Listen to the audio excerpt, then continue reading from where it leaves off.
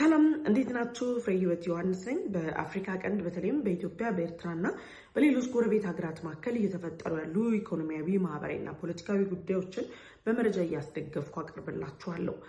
ከተጨማሪም ደግሞ በኢትዮጵያ ውስጥ የሚንቀሳቀሰውና ሁለተኛ ዙር ጦርነትን ለመክፈት ሁለተኛ ከፍተኛ የተባለ ጦርነትን ለመክፈት ከኤርትራና ከግብጽ ተልዕኮ ወስዶ ኢትዮጵያን ለማተራመስ የሚንቀሳቀሰው የህወሓት ቡድንን አጠቃላይ እንቅስቃሴ በተመለከተ እንግዲህ በሰሞኑን የትኩረት አቅጣጫችን አድርገን መረጃዎችንም እየተለዋወጥን እንገኛለን። በዛሬው ቆይታችን ላይ አብረን የምናየው አንድ ጉዳይ አለ። ይህ ጉዳይም የህወሓት ቡድን በሸረሪና ከተማ ላይ ከፍቶት የነበረው የተኩስ ልውውጥን ተከትሎ ታጥቋቸው የነበሩ የጦር መሳሪያዎችን ዝርዝር ይፋ ሆነዋል። ከታጠቃቸው የጦር መሳሪያዎች በተጨማሪም ደግሞ በተሰጠው የአጸፋ ምላሽ አማካኝነት አርሚ 7 የት ገባ ወይም ደግሞ ከውጊያው በኋላ ሸሽቶ የሄደው የህወሓት ጦር አሁን ላይ የት ነው የሚገኘው የሚለውን ጨምሮ ህወሓት ቀጣይ እርምጃ ብሎ ያወጣውና በራያ ከተማ ላይ አሁን ላይ እየተፈጠረ ያለውን ውጥረት በተመለከተም መረጃ ይዤላችሁ ቀርቤያለሁ። ሁለተኛው አጀንዳችን የሚሆነው በቀይ ባህር ላይ የተለያዩ እንቅስቃሴዎችን በማድረግ ከተባበሩት አረብ ኤምሬት ጋር ውጥረት ውስጥ ያለው የሳውዲ መንግስት ኤርትራን በማዕቀፍ ውስጥ ያካተተ 8 ሀገራት የሚሳተፉበትን አንድ ትብብር ወይም ደግሞ ማዕቀፍ አዘጋጅቷል። በዚህ ማዕቀፍ ውስጥ በትብብር ውስጥ የታቀፉ ሀገራት እነማን ናቸው? ኤርትራ ከዚህ ማዕቀፍ ምን ይጠበቅባታል? ምንስ እያደረገች ነው? የሚለውን ጨምሮ የሳውዲ መንግስት የቀይ ባህር ደህንነትን ለማስጠበቅ ተጣምሬያለሁ ያለባቸውን ሁኔታዎችን በዝርዝር ይዤላችሁ ቀርቤያለሁ። ለዩቲዩብ ቻናል አዲስ ከሆናችሁ የደወል ምልክቷን ተጭናችሁ ቻናሌን ሰብስክራይብ በማድረግ ቤተሰብ እንድትሆኑ ጋብዛችኋለሁ። ቻናሌን ሰብስክራይብ አድርጋችሁ ቤተሰብ ሆናችሁ ደግሞ ላይክ እና ሼር በማድረግ ለወዳጅ ዘመዶቻችሁ እንድታጋሩም ጠይቃችኋለሁ። ወደ ቀዳሚው መረጃም ተሻገርኩኝ።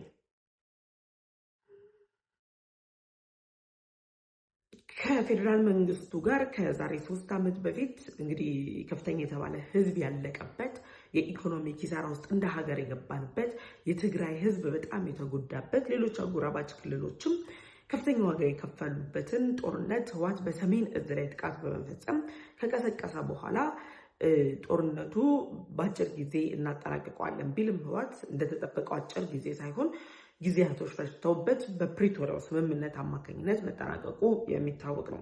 የፕሪቶሪያው ስምምነት ወይም ደግሞ ፕሪቶሪያ ላይ የተደረሰው መግባቢያን ተከትሎም ህወሓት አሁን ላይ ሰላምን ምርጫው አድርጓል።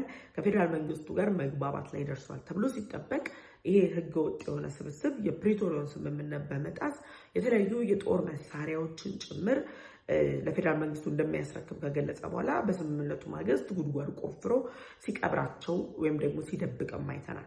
ምሽግ በመቆፈር የተሻለ እውቀት፣ የተሻለ ግንዛቤ፣ የተሻለ ልምድ ያለው የህወሓት ቡድን ምክንያቱም አንደኛው መገለጫው ምሽጎችን መቆፈር እንደሆነም የሚታወቅ ነውና በቆፈራቸው ምሽጎች ውስጥ ቀብሮ ያቆያቸው የጦር መሳሪያዎችን ታዲያ አሁን ላይ በከፍተኛ ሁኔታ በጨመረው 4 ኪሎ የመግባት ወይም ደግሞ ስልጣንን የመቆጣጠር ጥማቱን ለማሳካት ሲል የጦር እርምጃ ወይም ደግሞ የጦር እንቅስቃሴ ብሏል ጀምሯል።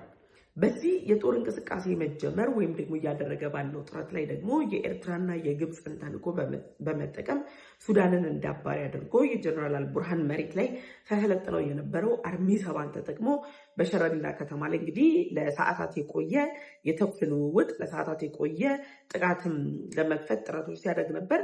የመከላከያ ሰራዊትም ፈጣን የተባለ ምላሽ ሰጥቶት ህወሓት ባልተለመደ መልኩ ባለፉት 3 ዓመታት አድርጓቸው በማያውቃቸው መልኩ የጦር ዘገባዎቹን ወይም ደግሞ ድል አድርጌያለሁ ይሄን ያህል አሸንፌያለሁ የሚል መረጃዎችን ሲወጣ ቢቆይም ባልተለመደ መልኩ ዝምታን የመረጠበት የተኩስ ልውውጥም እንደሆነ እየተነገረ ይገኛል። ፕሬዚዳንቱም ሀሳባቸውን ያንጸባረቁት ኦልሞስት ከ24 ሰዓታት በኋላ ነው መግለጫ የሚያወጣው አሁን ላይ በህገወጥ መንገድ ስልጣን ላይ ያሉት ፕሬዚደንት። ህወሓት ይህንን እያደረገ ባለበት ወቅት ላይ የጦር መሳሪያዎችን ከየት አምጥቶ ነው የሚሉ ጥያቄዎችም አልጠፉም። እነዚህ ሰዎች ሞኝነት ካልሆነ በስተቀር ህወሓት በፕሪቶሪያው ስምምነት የጦር መሳሪያዎችን እንዳላስረከበ ጉድጓድ ቆፍሮ እንደቀበረ ከቀበራቸው በተጨማሪ ደግሞ ከቤላሩስ ወደ አስመራ ከቤላሩስ ወደ ምጽዋ አሰብ ወደብ አቅራቢያ ላይ በሚገኙ ስትራቴጂክ ቦታዎች ላይ ሲራገፉ የነበሩ ከግብጽ ወደ ኤርትራ ሲሄዱ የነበሩ የጦር መሳሪያዎች ራሳቸው የህወሓቱ ሊቀመንበር ዶክተር ደብረጽዮንና ሞንጆሪኖ ሱዳን ድረስ በመሄድ አስመራ ድረስ በመሄድ አቶ ጌታቸው አሰፋን ጨምረው ሲያደርጓቸው የነበሩ ግንኙነቶችና ልውውጦች የጦር መሳሪያ እንቅስቃሴዎች እንደሆኑ ጭምር መረዳት ያስፈልጋል። ከዛ በተጨማሪ 400 ሚሊዮን ዩሮ አውጥተን የድሮን መከላከያ ገዝተናል ብለዋል። እንኳን ድሮን ሊከላከል ምንም እንደማይከላከል ራሳቸው ከራሳቸው አንደበት ኪሳራ ላይ እንደወደቁ ጭምር አረጋግጠዋል። ህወሓት ከየት አመጣ የሚባል ጥያቄ አሁን ላይ የሚነሳ አይደለም። ምክንያቱም ከየት ሊያመጣው እንደሚችል ይታወቃል። ግን ሸረሪና ላይ የከፈተውን ተኩስ ልውውጥ ተከትሎ ምን የጦር መሳሪያዎችን ታጥቆ ነበር የሚለው ነው ጥያቄ ቢሆነው።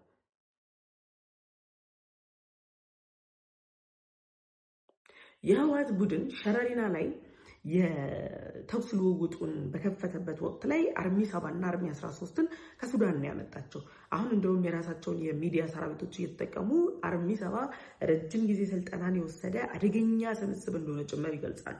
አደገኝነቱ መገለጹ ሳይሆን የኢትዮጵያ መከላከያ ሰራዊት የሰጠውን ምላሽ የአርሚ 7ን አደገኝነት አይደለም ያሳየን፣ የአርሚ 7ን ሩጫ ነው ያሳየን። እና ህወሓት በአርሚ 7 ልክ አዘጋጅቼዋለሁ የሚለው ጦሩ እንደው ጦርነት ቢከፍቱ እንኳን የማያዛልቅና ረጅም ሰዓት መቆየት እንደማይችሉ አቅማቸው የተዳከመ መሆኑን የሚያሳይ ነው። አርሚ 7 መከላከያ ሰራዊት ጥሩ የተባለ ያጸፋ ምላሽ ሲሰጠው ከአስመራ ድረስ ወደ ትግራይ ክልል የኤርትራ ባለስልጣናት በቀጥታ ገብተው ነበር። መግባት ብቻ አይደለም፣ የጦር ጀነራሎቻቸውን የገቡት። ከዛ በኋላ ከጀነራል ምግበይ ጋር የሚስጥራዊ የተባሉ ውይይቶችን አድርገዋል። በሚስጥራዊ ውይይቶቻቸውም የራያ ከተማ ላይ አዲስ ስትራቴጂካዊ እቅድን አውጥተዋል። ራያ ላይ አሁን ወታደራዊ እንቅስቃሴዎች ተጀምረዋል። ከፍተኛ ቁጥር ያላቸው የኤርትራ የጦር አካላትን በሰልፍ እንደሚታዩ በትግራይ ክልል ከተሞች ላይ እየታዩ መሆናቸውን የሚገልጽ ናቸው ወጥቷል።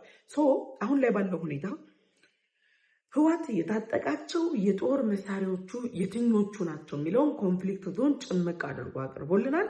የጦር መሳሪያዎች ስለሆኑ ለእናንተም ለመያዝ እንዲመቻችሁ እኔም ደግሞ በንባብ ነግራችሁ ሞር የተሻለ ነው የሚለው። የመጀመሪያው ህወሓት የታጠቃቸው ከባድ የጦር መሳሪያዎች ናቸው። ህወሓት የታጠቃቸው ከባድ የጦር መሳሪያዎች የምንላቸው ዙ 23 አንቲ ኤርክራፍት የሚባሉ 3 ታጥቋል። ዙ 23 አንቲ ኤርክራፍት የምንላቸው ጸረ የጦር አውሮፕላኖች ናቸው።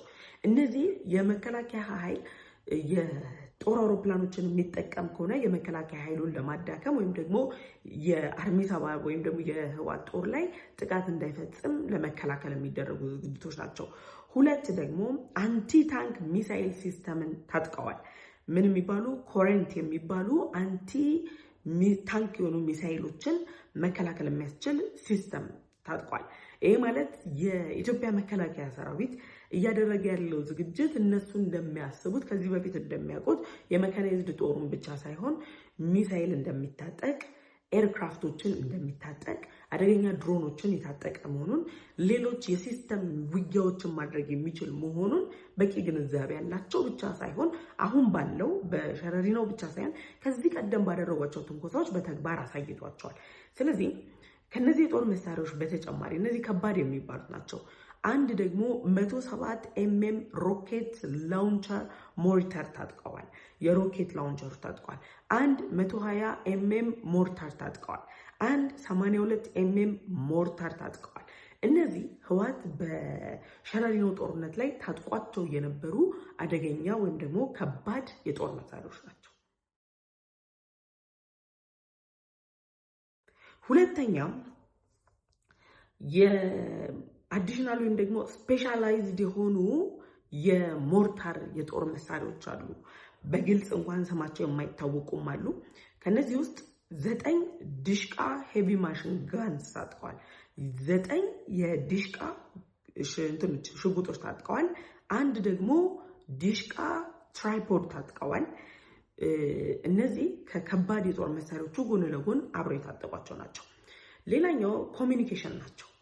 183 ሬዲዮ ይዘው የመጡት 183 ሬዲዮ ይዘው ሲመጡ የነሱ እቅዳቸው ከዚህ በፊት ነግሬያቸዋለሁ። የሸረሪና ከተማን ብቻ አይደለም፣ ከሸረሪና ከተማ ላይ ድል አድርገን ገብተን ሌሎች የትግራይ ክልልና የአማራ ክልል አዋሳኝ ቦታዎች ላይ ያሉ ቦታዎች ላይ ቁጥጥርን እናደርጋለን ወይ ደግሞ ኃይላችንን እንበተናለን፣ ኃይላችንን እናሰማራለን የሚል እቅዶች ስለነበራቸው ስለዚህ 183 ሬዲዮዎችን የሚጠቀሙት 183 በሚሆኑ አካባቢዎች ላይ ንግግሮችን ለማድረግ ነው። ይሄ 183 የሬዲዮ ልውውጥ በሸረሪና ከተማ ላይ ድል ሊያመጣላቸው አልቻለም። አንገታቸውን ደፍተው ነው የሄዱት። ከዚህ በተጨማሪ ምን አድርገዋል ከተባለ 2 አልትራ ካርጎ ትራክ ነበራቸው፣ ሲነድ ያየ ነው። 2 ፓትሮል ነበራቸው፣ 2 ደግሞ ጄኔሬተር ይዘው ነበር። እነዚህ የተሽከርካሪዎችና ሎጂስቲክ ናቸው። አጠቃላይ የጦር መሳሪያቸውን ለማጓጓዝ ሰራዊታቸውን ለመጓጓዝ የሚያስችላቸው ናቸው። እነዚህ ከባድ የጦር መሳሪያቸውን የሚደግፉ ናቸው። ስሞል የምንላቸው ደግሞ አሉ። እነዚህ ውስጥ 15 ብሬን ላይት ማሽን ገንስ ታጥቀዋል። የብሬን ላይት ያላቸው ሽጉጦችን ታጥቀዋል። 5 ስናይፐር ሪፊልስ ታጥቀዋል። 6 አርኤፍጂ ላውንቸርስ ታጥቀዋል። እነዚህን የጦር መሳሪያዎችን ታጥቆ የመጣው የአርሚ 7ና ሸረሪናን ድል አድርጌ የመከላከያ ሰራዊትን ቆጣጠራለሁ ብሎ ያሰበው ኃይል ከኢትዮጵያ 15 ኪሎ ሜትር ርቀት አልሀበሻ የምትባል የሱዳን ክልል ውስጥ ነው የሸሸው። ሸሽቶ ሲሄድ ታዲያ ዝም ብሎ አይደለም የሸሸው፣ ተሸንፎ ውርደት ቀምሶ አጠፋዋለሁ ያለውን ጥፋት ለራሱ ወስዶ ራሱ ጠፍቶ ተዳክሞ ነው የሄደው። ሲሄድ ታዲያ 777 የሚሆኑ የህወሓት ሰራዊቶች ሞተዋል ተብሏል። ይህን ኮንፍሊክቱ የሚያወጣው ማርቲን ፕሎት ደግሞ የእነሱን ሀሳብ በመደገፍ ይታወቃል። የኤርትራ መንግስት በመደገፍ ይታወቃል። አንዳንድ ጊዜ ደግሞ እውነትም ያወራል። ባስቀመጠው መረጃ መሰረት ከ400 እስከ 600 የሚጠጉ የህወሓት ሰራዊቶች ህይወታቸው አልፏል ብሏል።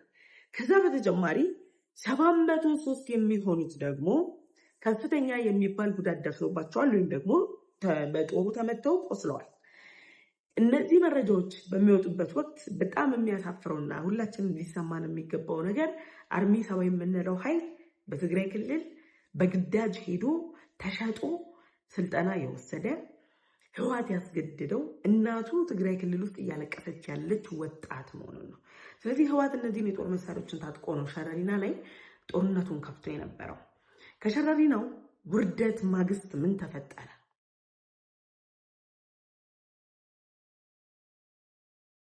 ከሸረሪናው ውርደት ማግስት ህወሓት በክልሉ ላይ አዲስ እንቅስቃሴ ለመጀመር እነ ሞንጆሪኖ፣ ጀነራል ምግበይ፣ ጌታቸው አሰፋ፣ ደብረጽዮን የኤርትራ ጀነራሎች በጋራ ሆነው ምክክር አድርገዋል። አዲስ ስትራቴጂን አውጥተው ነድፈው እንቅስቃሴ ጀምረዋል። ይሄ የጀመሩት አዲስ ስትራቴጂ ታዲያ ራያ ከተማን የማሸበር ራያ ከተማን ጭር አድርጎ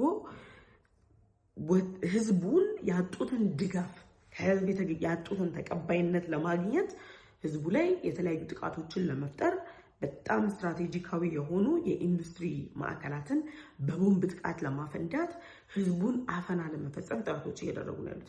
ራያ ከተማ ከተለመደው ውጪ ጭር ብሏል። እንቅስቃሴ ታግዷል።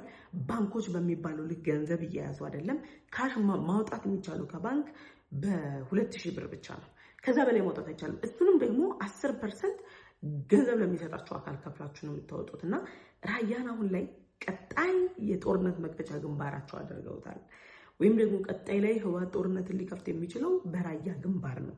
በራያ ግንባር ላይ ጦርነት መክፈት ደግሞ ለህወሓት ምን ያህል ዋጋ እንደሚያስከፍል ይታወቃል። ስለዚህ አርሚ 7 ተቀጥቅጦ ወደ ሱዳን ሲሄድ ተቀጥቅጦ ወደ ሱዳን ሲገባ የህወሓት ጀነራሎች የህወሓት የፊት አመራሮች ዝም ምን ያሉት ዝም። ለምን ዝም አሉ? አሸንፈው ቢሆኑ መከላከያን እንደው እነሱ አሁን ባቀዱት ልክ አይደለም። ከቅዳቸው በታች እንኳን መከላከያ ላይ ጥቃት ፈጽመው ቢሆን ኖሮ አንቀመጥም ነበር። 24 ሰዓት አይቆይም ነበር የፕሬዝዳንት ጽሕፈት ቤቱ መግለጫ። በየደቂቃው በእያንዳንድ ሰዓቱ መረጃን አቀርባቸዋለሁ ሲለን ቆይቶ ነው እና ዝምታን የመረጠው። ስለዚህ አሁን ወደ ራያ ቆቦ ቀጣይ ስትራቴጂያዊ እቅዳቸውን አውጥተዋል። ያንን ጦርነት ከፍተው ትግራይን ዋጋ አስከፍለው 4 ኪሎ መግባት ህልማቸው ሳይሆን አሁን በህይወት የመኖር ህልማቸውን ለማሳካት ጥረቶችን እያደረጉ ነው ያሉት። ስለዚህ በዚህ ጉዳይ ላይ ሀሳብ አስተያየታችሁን ኮሜንት ሴክሽን ላይ አሳውቁኝ። ወደ ሁለተኛው አጀንዳም ተሻገርኩኝ። ሁለተኛው አጀንዳችን በቀይ ባህር ዙሪያ ላይ በአፍሪካ ቀንድ የፖለቲካ አሁናዊ ሁኔታ ላይ ፉክክር ውስጥ ያሉት ሳውዲና የተባበሩት አረብ ኤምሬት የበላይነታቸውን ለማስጨበጥ በሚያደርጉት ጥረት ላይ ሳውዲ በሰሞኑን የየመኑ ሁቲ ቡድን ቀይ ባህር ላይ እየፈጸመ ያለው ጥቃት ዜን ደግሞ የሳውዲ ስትራቴጂካዊ አጋር ሆና የምትታወቅ ወይም ደግሞ አጋሪ ናት የምትላት የግብፅ ወደቦች ላይ የተፈጸመውን የድሮን ጥቃት ተከትሎ የሳውዲ መንግስት የቀይ ባህር ደህንነትን ማስጠበቅ ከምንጊዜውም በላይ አሁን ላይ ቀዳሚ አጀንዳው አድርጓል። የሳውዲ መንግስት የቀይ ባህርን የኤደን ባህረ ሰላጤን ደህንነት ማስጠበቅ የሚችሉ አጋር ሀገራት ወይም ደግሞ ደህንነትን ያስጠብቁልኛል ብሎ የሚያስባቸው 5 የአፍሪካ ሀገራትን በማካተት ከሳውዲ ከራሷ ጋር 2 ሀገራትን ጨምረው 8 ሀገራት የሚሳተፉበት አንድ ኃይል አቋቁማለች ሳውዲ። ያንን ኃይል ደግሞ እያቋቋመች ባለችበት በዚህ ወቅት ላይ ዓላማዋ ምንድን ነው የሚለው የብዙዎችን ትኩረት የሳበ ነው። ሳውዲ ይህንን ኃይሉ እንደምስብስብ ስታዘጋጅ የመጀመሪያው ክልላዊ ውጥረቶችን፣ የንግድ መርከብ የትራፊክ እንቅስቃሴዎችን ወይም ደግሞ መስተጓጉሎችን በመፍታት የቀይ ባህርን እንቅስቃሴ ሳይገታና ሳይደናቀፍ ወጥ የሆነ የዓለም ስርዓት ውስጥ አስገብቶ ኢኮኖሚያ እንዳይዳከም ለማድረግ በምታደርገው ጥረት ላይ ነው። እነማንን አካተተች የሚለው ነው ጥያቄ። በሰሞኑን ኤርትራ የቀይ ባህር ደህንነትን ያስጠብቃሉ ተብለው ከተቀመጡ 40 ሀገራት ውስጥ ስሟ በዝርዝር ውስጥ አልተካተተም። ያልተካተተችበት ምክንያት ጠንካራ የሚባል የባህር ኃይል ስለሌላትና የየመን ሁቲ ቡድንን መከላከል ስለማትችል ብቻ ሳይሆን ከየመን ሁቲ ቡድን ጋር በመጣመር በጋራ እየሰራች መሆኗን ተከትሎ ነው። ስለዚህ ሳውዲ አሁን ላይ ባወጣችው አቋም መሰረት ጅቡቲ፣ ሶማሊያ፣ ሱዳን፣ ኤርትራና ግብፅን አካታለች። ሶማሊያ በነገራችን ላይ የቀይ ባህር መዳረሻ የላትም።